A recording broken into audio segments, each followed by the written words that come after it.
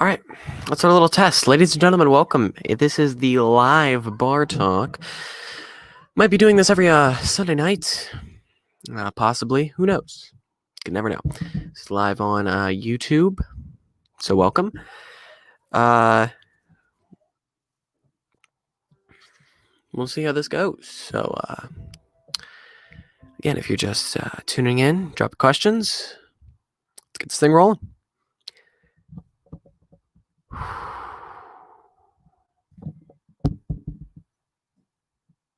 What's going on, Conservative 132?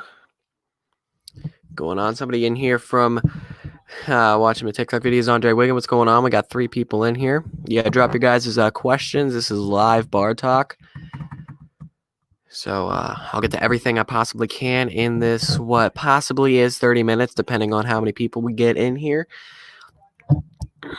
And let's do this. We're going to go through the league. In my league, I mean, we're going to go to the NBA in what is a good game. The Suns beating the Mavericks 115-111 with 1:26 left to go in the fourth quarter. The Cubs defeating the Pirates 2-1. Heartbreaker again for Pittsburgh. As here's our first question: do you think the Astros will miss the playoffs? Nah. Astros are good. They're playing in an AL West division, which doesn't have much competition. The Mariners consistently one of the bottom tier teams in Major League Baseball. The Angels, which have absolutely no pitching, 100%. I mean, they have absolutely no starting pitching, little to no bullpen. I mean, you can't have the GOAT of baseball and Mike Trout, what is eventually going to be the GOAT at least, and not have pitching to back him up. They're not going to make the playoffs. The Rangers, they don't have nearly the same lineup they did in the past when they were making the playoffs, when they were making these ALDSs. I don't think they made an ALCS, but they were able to do things under Jeff Bannister. And then maybe the Athletics could give the Astros a run for their money, but I don't think that really could be a possibility. Maybe the Astros sneak in, but the top 2 teams in the AL West are easily going to be the Astros and the Athletics, and in every division, the top 2 teams will make the playoffs. So I think it's easily no, the answer to your question. The Astros will not miss the playoffs. They're at least going to finish second in their division, and each number 2 team in every division is going to make the playoffs with the new format this year. Keep dropping your questions as we once again will take a look through the league. And this is interesting. I did not think the Suns would be up on the Mavericks this late in the game. As we go to the MLB, Twins defeating the Indians 3-1, a final score there. Indians fall to 5-5. Twins improved to 7-2 ahead of their series with the Pittsburgh Pirates starting on Sunday. Tigers fall short to the Reds 4-3. Reds 3-5 now. Tigers 5-4, a surprising team in the AL Central. Could they find a way into the playoffs? Another team that might be able to do so is the Baltimore Orioles, who picked up a victory on the Tampa Bay Rays today, 5-1. They're 5-3, sitting second place in the AL East. Are you kidding me? How are the Orioles sitting second place in the AL East? Anything's going to be able to happen this season, so watch out. Not COVID. The Reds defeating the Tigers also in a later game. 7 innings. These doubleheaders. 4-0. Reds pick up a couple of victories. They improve to 4-5 on the year. The Tigers now sitting at 5-5 on the season. The Mets fall short of the Braves 4-0. Mets are 3-7. Braves are 7-3. White Sox defeating the Royals 9-2. White Sox 5-4. Royals 3-7 now on the year. Rockies Padres pick up the 9-6 victory over San Diego. San Diego now 6-4 on the season. 6-2. The Colorado Rockies are. Texas Rangers and San Francisco Giants. The Rangers picking up the victory 9-5. The final score there 3-5 are the Texas Rangers. 5-5 are the San Francisco Giants. The Athletics 3-2 over the Seattle Mariners. 5-4 the Athletics improved to on the season. Mariners fall to 4-6 on the year. The Diamondbacks falling short of the Los Angeles Dodgers in Arizona. Dodgers improving to 7-3 on the season. Diamondbacks fall to 3-7 with the 3-0 victory by the Los Angeles Dodgers. Astros 6-5 over the Angels in 11 innings there. Astros improving to 5-4. The Angels falling to 3-7, and the Red Sox falling short of the Yankees in what was an offensive shootout. Final score there 7-9. Yankees improved to 7-1. Red Sox 3-7. That's a look around the MLB. Do you think the Yankees get to the World Series? I don't know anymore, man, because my original prediction in the preseason, and I know we're only 9 games into the season, but it was that the Tampa Bay Rays were going to be able to make it from the wild card into the World Series. Tampa is not in line to get a wild card position anymore. At least I don't think they are. Second place in the AL East is the Baltimore Orioles. I believe third place might belong to the Buffalo Blue Jays now. If there's no Rays in the playoffs, yes, I do think the Yankees get to the World Series, because in the playoffs, I don't know why. I have a really good feeling about the Tampa Bay Rays. The Tampa Bay Rays won the wild card game against the Athletics, but fell short to the Houston Astros in the ALDS. But I think if they were to face the Yankees last year, Rays end up winning that and facing the Astros, and they eventually fall short in the ALCS. But I think the Yankees, the one thing they need to have to watch out for in the playoffs is the Tampa Bay Rays. If the Tampa Bay Rays don't get there, all fun and games. Yankees are getting back to that World Series. They're going to try to win ring number 28. And if the Rays don't make the playoffs, if the Rays do make the playoffs, I don't think New York gets there. Yeah, keep dropping questions. Might have to trim this down to 30 minutes here. We got 4 people in here. What's going on, guys?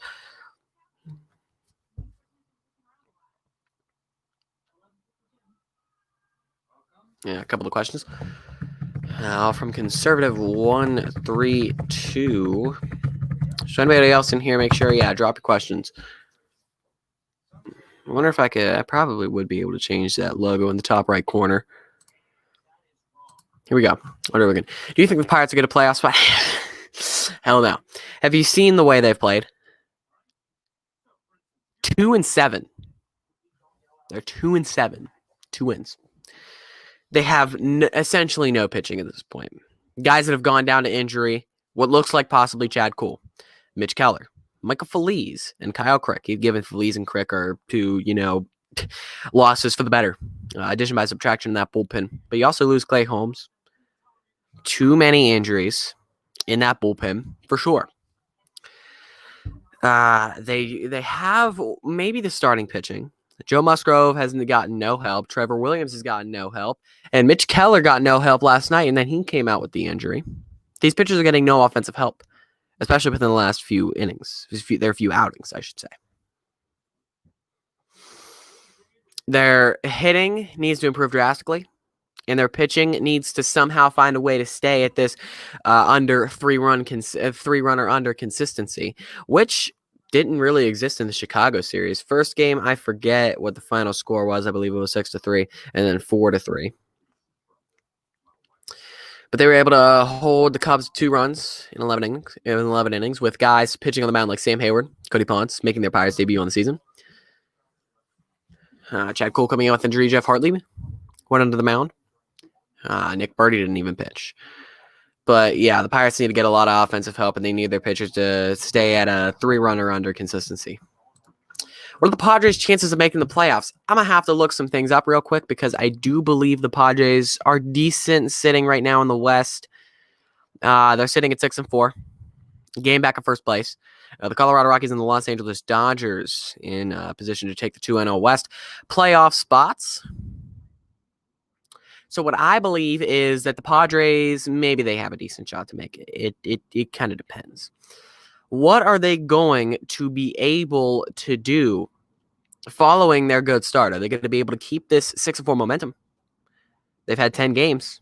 They've lost the last couple to Colorado. Did they actually get swept by Colorado? No, they didn't. They were able to just squeak out a win. They got the Dodgers coming up. That's a huge series. And then Arizona, not so much of a huge series, but they got 2 series against the Dodgers, 7 games, 7 out of their next 10 are against the LA Dodgers. If they're able to win that 7-game series against the Dodgers, if you want to call it a 7-game series, I like the Padres' chances. If they're able to keep that momentum, because even in a 60-game sprint, this start, you can still fall off a cliff, for sure. I think at the point, when you get to the point where you can't fall off a cliff in the 60-game sprint, is probably the second week of September. If you're sitting pretty, you're going to have to fall off a cliff immediately. And that's something the Pittsburgh Pirates do. But I have not seen really too many teams fall off a cliff immediately. It's a gradual decline. You lose maybe a series out of the next 3. Then you lose 2 of the next 3 series. Like, it's a gradual decline. And that's what the Padres, when they get hot, they have a gradual decline. They're not declining immediately. Like, they lose 1 series and then they lose the rest of their mojo. Swept, lose 2 out of 3, lose 3 out of 4, 2 games sweep, 3 games sweep.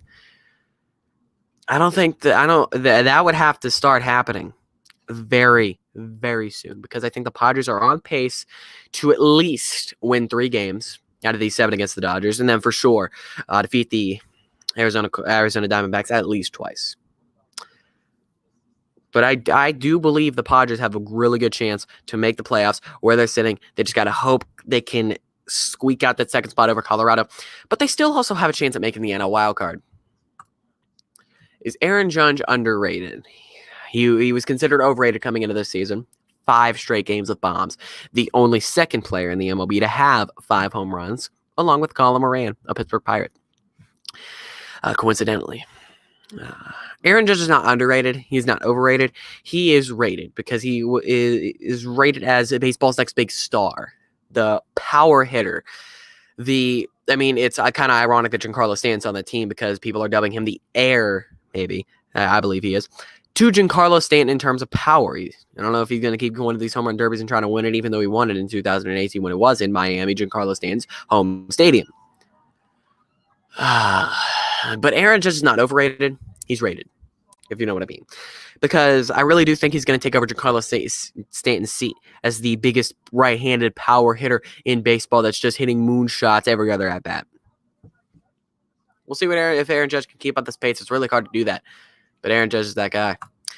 Thoughts on Colin Moran? Dude is one of the more underrated players in baseball right now. One of the hottest hitters. He's got the most home runs in the MLB. He's on the verge of double-digit RBIs. He's batting, I believe, over 300.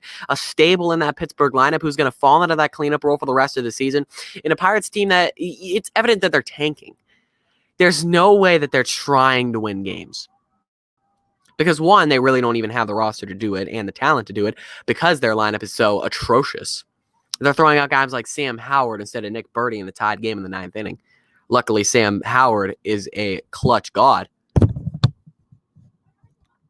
And they were able to win some games. And they were able to not win some games. They've only won 2 games. But they've got the pitching talent if they don't get injured. Talk about Joe Musgrove at the top of the rotation. Who's good. Yeah, so let's get back on track to Colin Moran here.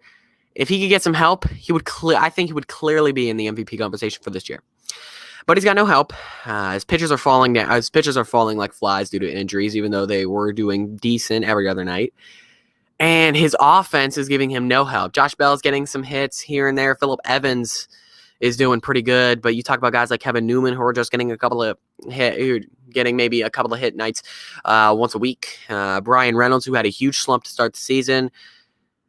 Colin Moran could get some help. He would easily be in the MVP conversation, but he's not going to get any help anytime soon. The Pirates are going 2-58, and he will not be in the MVP conversation, even though he will have one of the better stats of last season. He could be this year's Josh Bell, in terms of hitting, at least, because both of their fielding was average last year.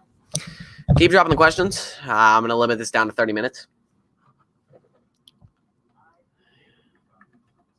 Yeah, I'm just going to limit this to 30 minutes here. Make sure you drop the questions. I'll get on my phone real quick here. Just check. TikTok.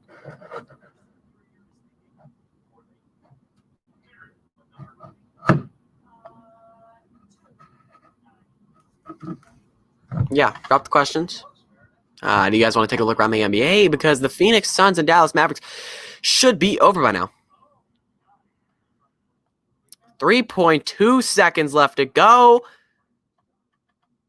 The Mavericks seem to have the ball, down by 2. Can they do it? Suns defensive team rebound with 3.2 seconds left to go. Team Hayward misses the jump shot, and the Phoenix Suns have defeated the Dallas Mavericks. And wouldn't you know, whenever these two teams face off, I don't know if you figured this out, but I'm a huge fan. I'm a fan of both Mavericks and Suns because they both commented on a TikTok video of mine. But I said it, the next time the two would face off, were to face off. It so happens that team would get my vote when I'm rooting for a team when it comes to the Mavericks versus the Suns. And the Suns win. So the Suns get my vote. I will probably change. I don't know. I'm going to change. I wore the Devin Booker stuff yesterday. Suns win. They got my 100% fandom. The Mavericks have 99% of it. Who's my Cy Young to this point in the AL and the NL? I'm assuming you were asking. Clearly in the NL, it's Kyle Crick. I don't think that's any question. And in the American League, I'd say Matt Barnes. But in all seriousness, the NL, it looks like it's probably going to be Jacob deGrom for a third straight year. Jack Flaherty has thrown his name into that conversation, but with the Cardinals having positive tests and everything, he's probably going to be taken out of the running. Now, I think that leaves a clear-cut road for Jacob deGrom to take it. In the American League, I don't. That's a tough one because I really don't know too many pitchers who are doing hot in the AL.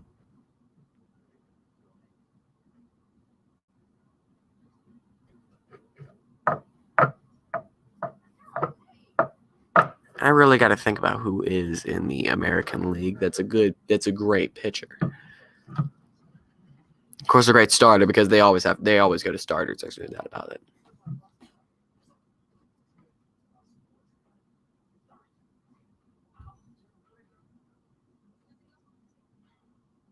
Shane Bieber's doing good. I don't know. Yeah, why not? Sure, Shane Bieber. I'll have to look into it. I don't know. It's a lot less active than I thought it would be. So I think I might. For those of you listening to this, I'm going to move this to my TikTok live. Not right now, but in the future. I'm going to try to do these as often as possible. But yeah, this is going to get moved to my TikTok. We're going to shorten this down to 20 minutes. So we get 3 minutes left. Drop any question you might have. But yeah, we're going to move this to TikTok live because it's definitely going to be a lot more active there. Get a lot more questions to answer. Live bar talk there. So live bar talk will take place on TikTok live now. So yeah, this is the last time, one and only time it will happen on YouTube. Hey, what's going on, Oxidine? Yeah, we're gonna I'm sorry to anybody that's just joining in here, such as Oxidine. Cutting it down to 20 minutes, and we're currently sitting at 17 minutes and 30 seconds. So we got about 2 minutes and 30 seconds. Quickly drop any question you have. I'll answer any questions, and then once the questions, stop coming in, is a little bit of a dead spot, we're gone. That starts at about 20 minutes. So, again, most of you, I think, know this will be moved. This will be moved to TikTok live because it's definitely going to be a lot more active there. Yeah, it's Oxidine and every. So what's going on? What's going on? I'm good, man. Nothing much is going on. How about yourself, Oxidine? How about yourself? Don't ask about what this is because I have no clue.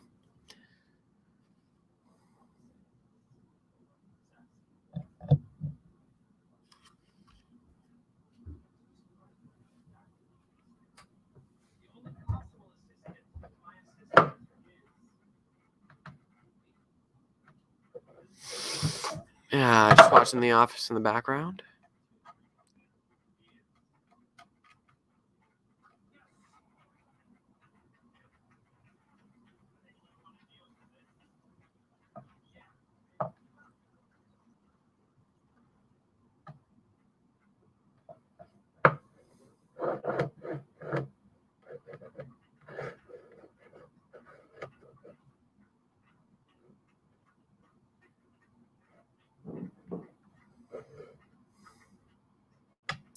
Hey, what's going on? It's Sticky.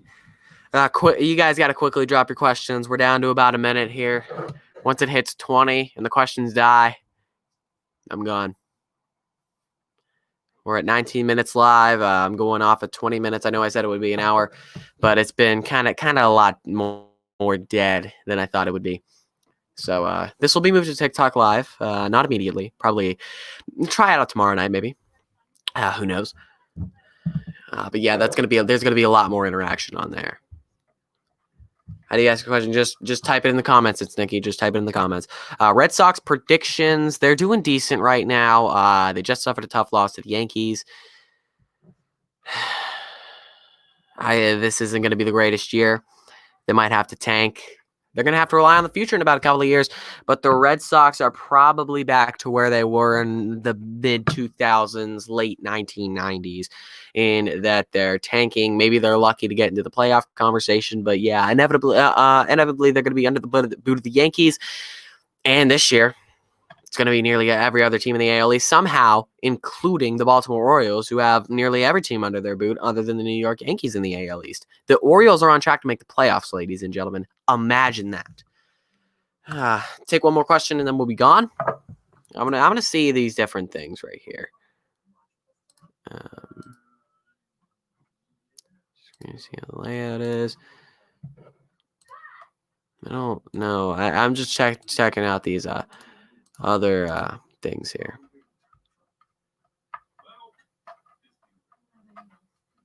Thoughts on the newest NHL team, Seattle Kraken? How do they get players in a whole roster? Flyers in the playoffs probably, and they won't get far. Okay.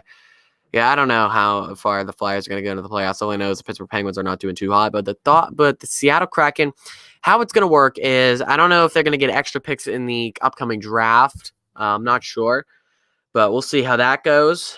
And then there's an expansion draft where each team gets to protect a certain amount of players.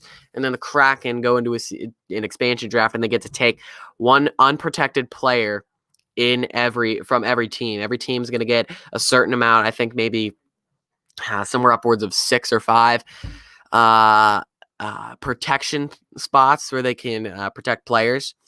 And then anybody that's unprotected can be selected as the one player that moves over from, say, the Pittsburgh Penguins to the Seattle Kraken. That's how they're going to build their team.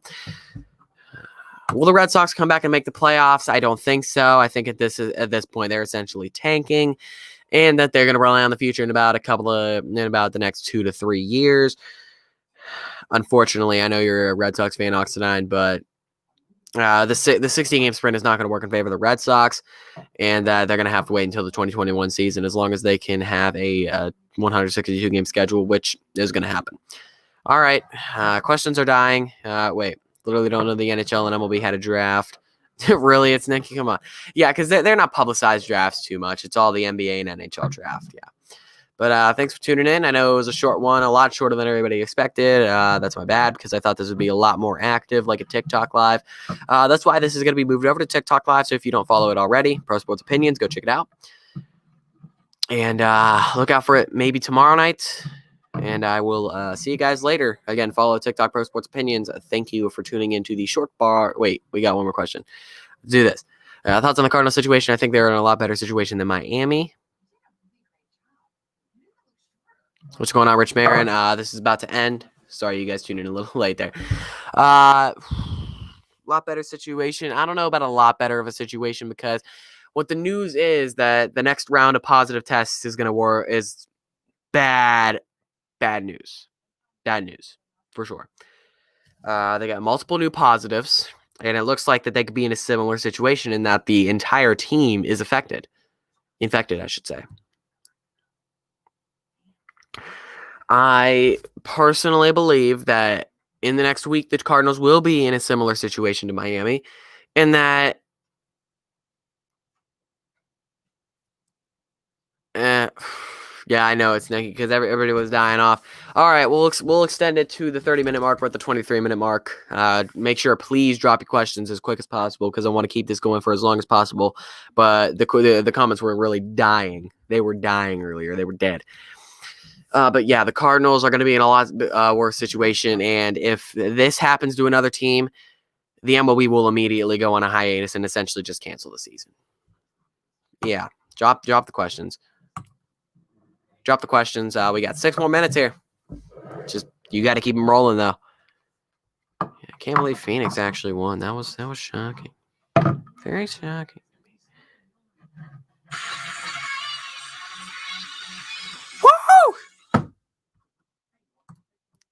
Yeah. Thoughts on Raiders free agency and draft? They had a decent draft. I think that drafting 3 wide receivers within the first 3 rounds was a pretty stupid move. I mean, you got Lynn Bowden, another wide receiver in the 3rd round, and Henry Ruggs when you needed to stack up with a lot of defensive players. They had a decent. I don't know really who they got in free agency. They're going to have to rely on some of those rookies to step up, like Clayton Farrell, if they want that defense to succeed. They're going to need a lot. There's a lot of moving parts with the Las Vegas Raiders. They got to have a lot of things go right for them to be able to make the playoffs. And that I think that this could be another developmental year for Las Vegas instead of a contender year. In that this is the last chance for Derek Carr, and I really don't think he's going to be able to succeed. And that he's going to be moved on from. Wouldn't be surprised if the Raiders went out and actually got a quarterback in the 2021 NFL draft. Do you think Mason Rudolph will be the next franchise quarterback for the Pittsburgh Steelers? No. No. Look what I mean. Let's give the dude a little bit of slack. Give him a little bit of slack because he did decent coming in. I mean, against that top 49ers defense, he almost beat them. He came close against the Ravens, but he got hit hard from Earl Thomas. And coming out of that, he was just gunshot. I don't know what was wrong with him, but ever since that injury, Mason Rudolph really wasn't the same. And it was kind of the reason, I believe, until that Jets game until the game he got benched in the Cincinnati game, until he got benched from Devlin Hodges, he was a different Mason Rudolph than when he came off the bench. I think he's now that same Mason Rudolph, and I think that showed in the Jets game. And then he got, of course, that new injury. Yeah, of course, he got that right arm injury. I think he was going to play in the Baltimore game and finish out the Jets game. But, he got that arm injury, took him out for the rest of the year because it was only like a 4-week injury, but there's 2 weeks left in the season. I think that maybe you give Mason Rudolph another chance. I'm not giving him another chance if I'm the GM. I'm going for a quarterback in the 2021 NFL draft. But hey, you never know. Cardinals take the new 7th seed in the NFC this year. I have them doing so. I mean, Kyler Murray is a sophomore quarterback who won the Offensive Rookie of the Year and was the number 1 overall pick, a top-tier rookie. We all know how those guys have gone. Patrick Mahomes, and I believe what was his sophomore year, 50 touchdowns, 5,000 yards, and an MVP. Lamar Jackson, and what was his sophomore year? I believe 3,300 passing yards, over 4,000 total yards when you count up his rushing yards, an MVP, and led the league in passing touchdowns. I think that Kyler Murray doesn't have that same caliber season, but he has a good enough season throwing to DeAndre Hopkins, in my opinion, the number 1 NFL receiver right now in the league. Larry Fitz, dude has more career tackles than drops. I think that should say something about him. And Christian Kirk, a guy who I believe is one of the more underrated wide receivers in the NFL. Not to mention that defense, who has Chandler Jones, a top 3 edge rusher in the NFL right now, and Isaiah Simmons, Mr. Do-It-All on the defensive side, who is going to be one of the top instant impact rookies this upcoming season. Cardinals have the stars aligned to go 9-7 and get the 7th seed. I think they do. Washington football team record, I'd go probably 4-12 or 5-11. Really, they're not going to do too well. They're not going to do as bad as last year, but they're going to do a little bit better. It's not going to be too much different. It's going to be straight pain again for the Washington football team. Raiders should just get 2 wins in draft. Trevor, that's what that's either going to be what the Patriots or the Jaguars try to do. Drew Lock is the next big thing. He's got to live up to that hype. I mean, he gave himself a lot of high expectations that I don't believe he's going to be able to live up to going into the 2020 season. People say he's one of the more underrated QBs in the league. I think that him and Kenny Golladay are in a similar situation to that. People say so many people say that they're underrated, that they're starting to become overrated.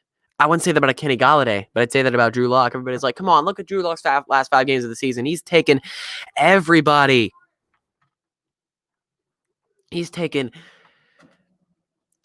anybody to the Super Bowl. He's taking these Denver Broncos back to the promised land. He's underrated. He's becoming overrated.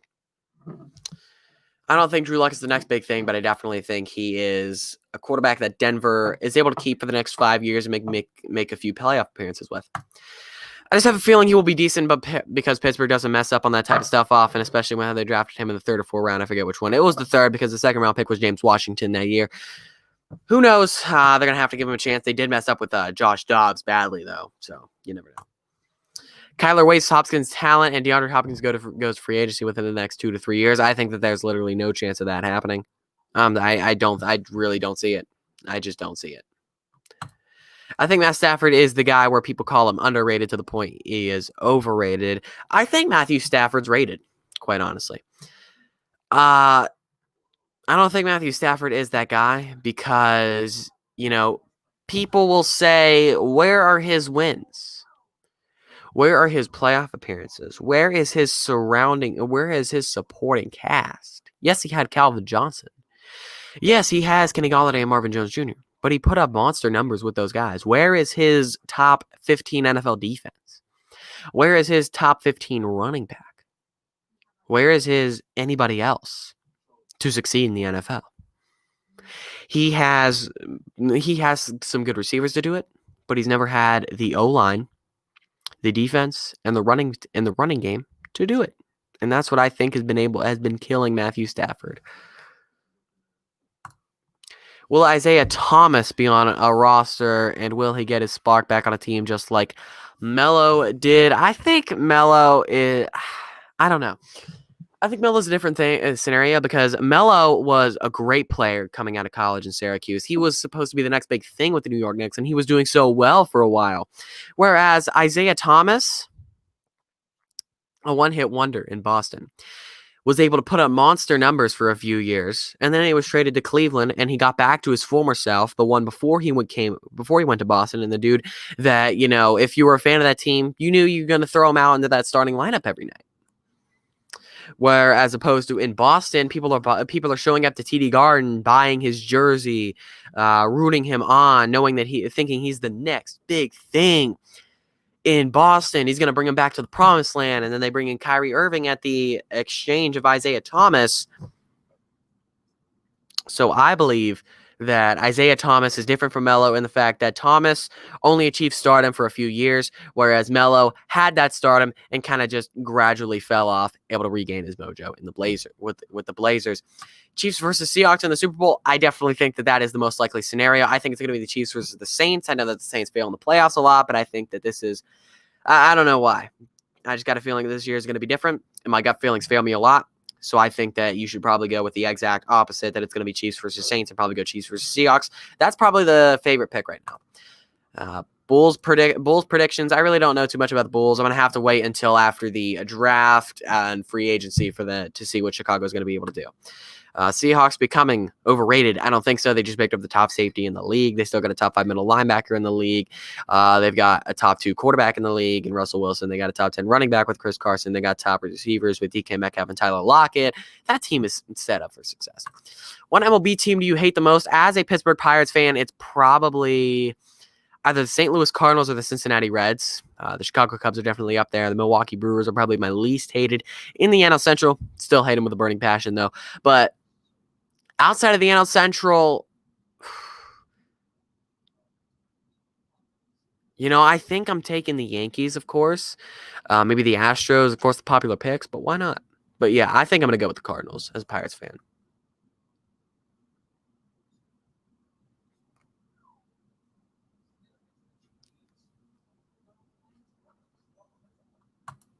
All right. Are we out of questions? Because if so, we're hopping off. Here we go. Most underrated and overrated team going into 2020. I'm assuming you're talking about the NFL, so that's what I'm going to go with.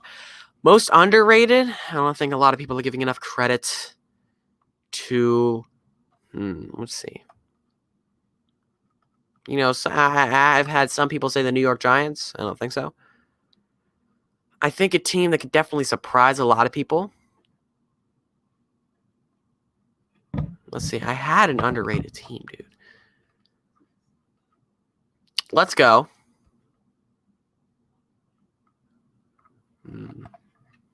Yeah, I'm thinking long and hard about this. Overrated, I'm going to go with the Baltimore Ravens.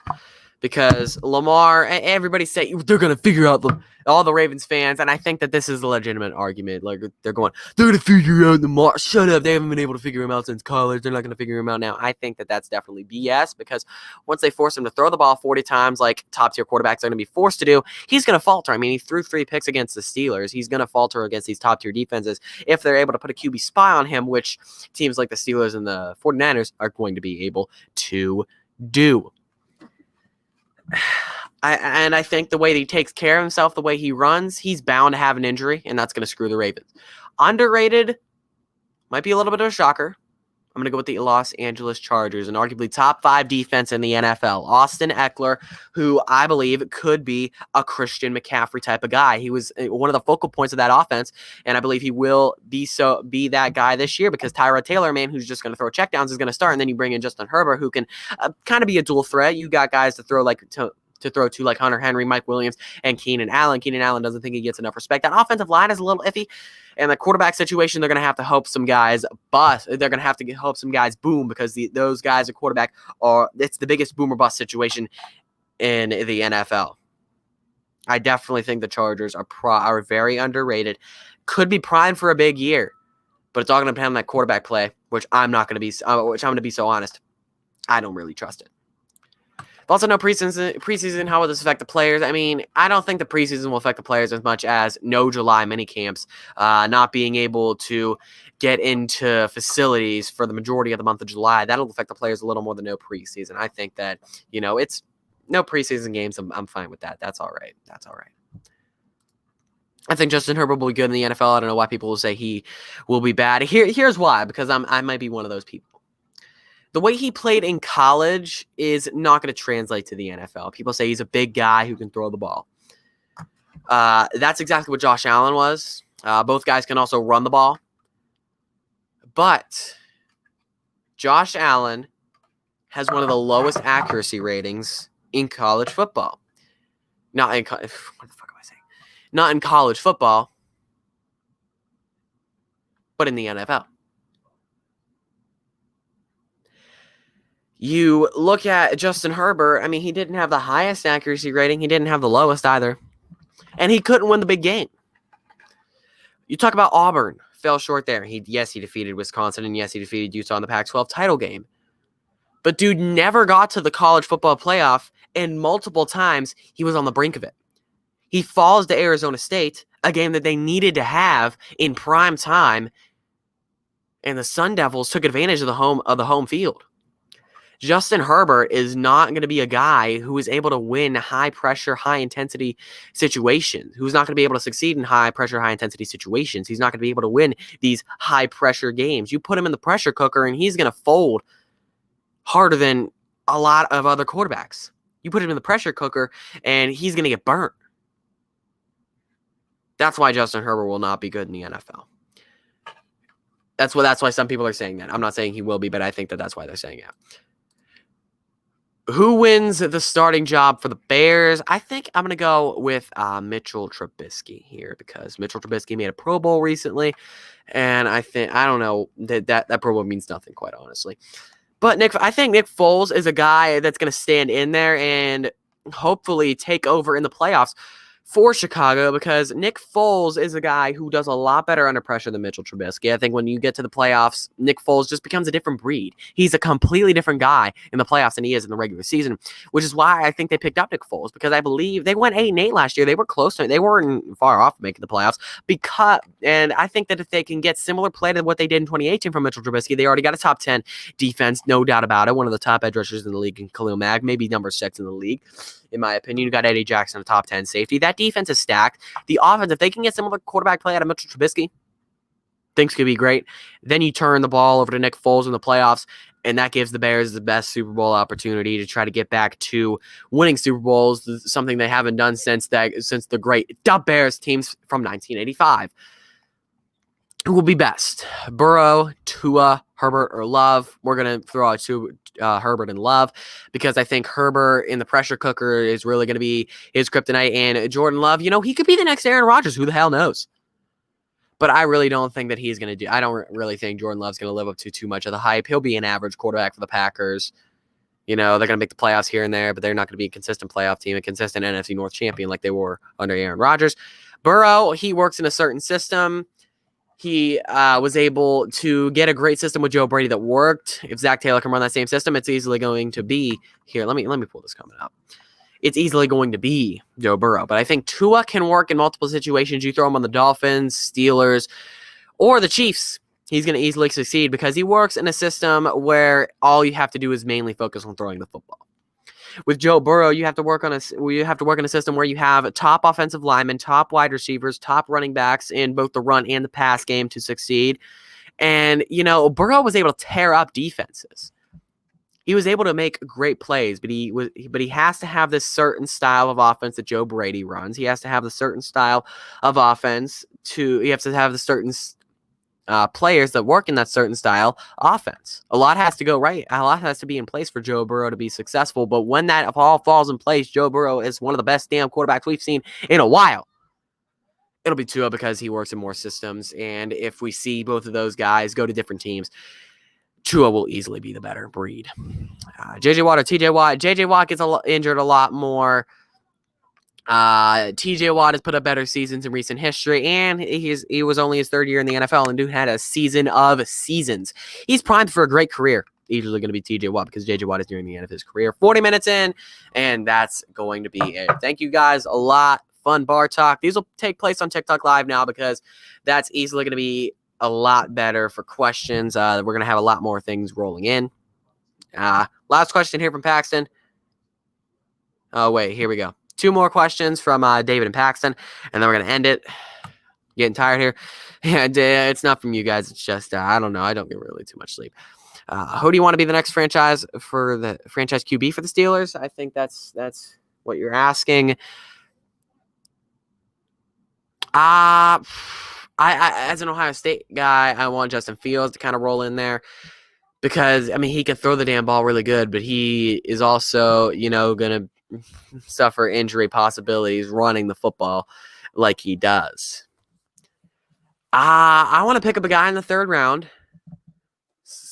that can throw the ball, that can go in there and be kind of like a Ben. I want to see if there is a guy in the next draft, in these next few draft classes, if you're able to get a guy in 2021 that draws comparisons to Ben Roethlisberger, that draws very similar comparisons to Ben Roethlisberger, pick him up. But if he's not drawing similar comparisons to Ben Roethlisberger, if he's not drawing comparisons to guys that are able to work in that system where you're throwing the ball 50 times a game, which clearly Mason Rudolph and Devlin Hodges are not able to do, then pick him up. But if you don't see a guy that fits that role, don't pick him up. Don't take a quarterback. I think that Anthony Gordon would have been the perfect pick in the 7th round or an undrafted free agency. In my opinion, a guy who would have been the next franchise quarterback for the Pittsburgh Steelers. I think it's a huge wasted opportunity. I think that he throws the ball very, very well for Washington State, and that he easily could fit into a role throwing the ball 50 times a game in Pittsburgh. I'm surprised they didn't really take him. But that's beyond us. But I think you're not pressured to take a quarterback until the 2023 draft. If you see a guy in the 2021 and 2022 drafts that draw comparisons to Ben Roethlisberger that you see that are easily going to slide into that offense of throwing 50 to 55 times, 40 to 50 times a game, if you see a guy that can perfectly fit into that, and even drawing comparisons to Ben Roethlisberger, that'd be your ideal guy. But just a guy who can throw the ball 50 times a game and be successful at doing it, pick him up. But if you don't see that guy, don't pick him up. In 2023, that's when you have to look for the best guy in that draft that can be that Ben Roethlisberger successor, be that guy that can throw the ball 50 times a game. You have to find that you have to wait for that perfect guy until the 2023 draft. That's it. Thank you. Wait, my bad. I forgot we had another question.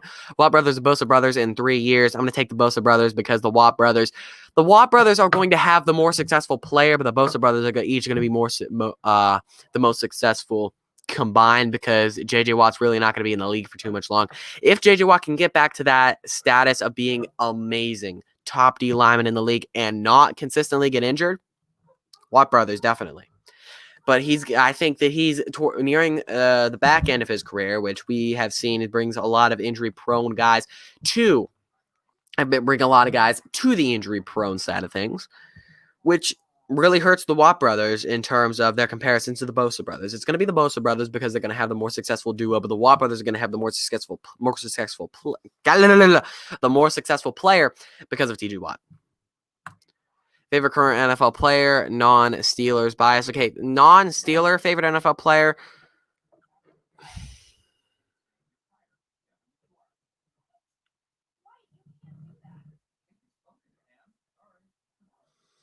I'm going to go with Matthew Stafford. Don't know why. I really like Matthew Stafford. Really like Matthew Stafford. Best QB with the most weapons.